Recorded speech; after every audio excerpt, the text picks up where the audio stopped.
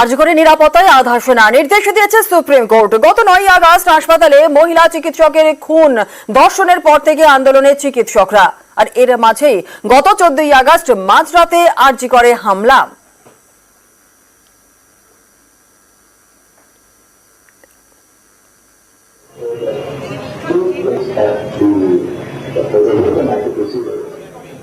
আরজিকরে নিরাপত্তায় কেন্দ্রীয় বাহিনী মোতায়েনের নির্দেশ দেয় সুপ্রিম কোর্ট। পাশাপাশি চিকিৎসকদের উদ্দেশ্যে প্রধান বিচারপতি বলেন, চিকিৎসকদের অনুরোধ করছি, আপনারা আন্দোলন প্রত্যাহার করুন।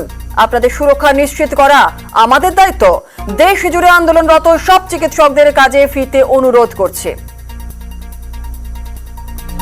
মঙ্গলবার এই সংক্রান্ত মামলার শুনানিতে সুপ্রিম কোর্টে আন্দোলনকারীদের আইনজীবী বলেন, শুধু হাসপাতাল নয়, হস্টেলেও আক্রমণ হয়, মহিলা রেসিডেন্টদের হুমকি দেওয়া হয়, বলা হয় আন্দোলন করা যাবে না।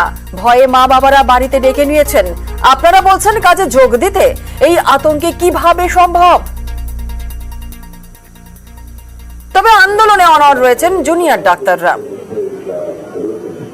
কতজন এই ঘটনার সাথে জড়িত? যদি এক বা একাধিক হয়, যদি সেই জায়গাটা সামনে আসুক, যদি একাধিক হয় তাহলে তারা এখনো খোলা আকাশে ঘুরে বেড়াচ্ছে। তাহলে তারা যদি খোলা আকাশে ঘুরে বেড়ায় তাহলে আমরা কিভাবে সেফটি এবং সিকিউরিটি ফিল করব? কালকে যদি আমাকে সিজোয়ার কর্মবিরতি তুলে নিই তাহলে আমাকে কাজে ফিরতে হবে, কাজে যোগ দিতে হবে। আমি তো বাড়িতে বসে থাকতে পারবো না।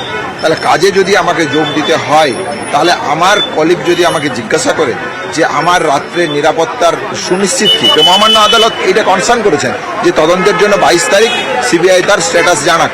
22 তারিখের উপর আমাদের নজর থাকছে, আপাতত কর্মবিরতি চলছে।